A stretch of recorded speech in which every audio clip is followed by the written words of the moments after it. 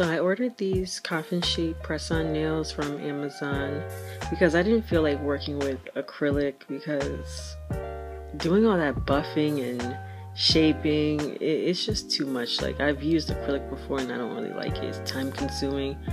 So why do all that when you can just order some pre-shaped coffin nails and all you have to do is just glue them on?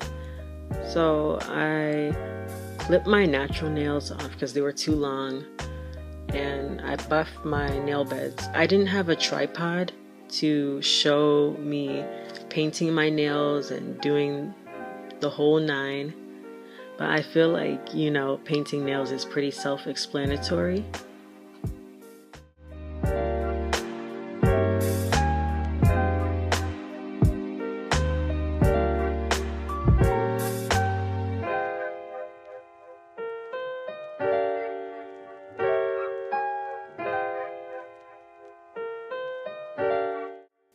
And also I was watching Bird Box. It was pretty interesting. I liked it. But yeah, that's kind of off topic. I used a brush-on nail glue because that's less messier than the nail glues that come with a dropper. I don't like those because they get everywhere. Sometimes they get on the skin accidentally or under your nails, and it's just a mess.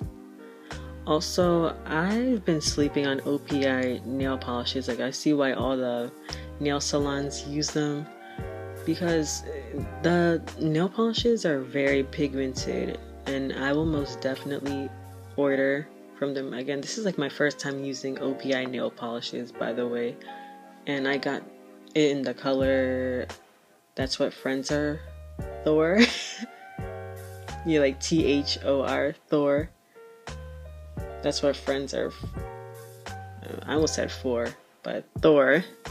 And it's this dark chocolate brown. It does have this gray undertone to it.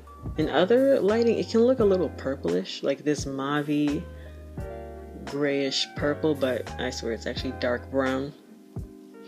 And I went over it with a matte top coat and it just looks so fire.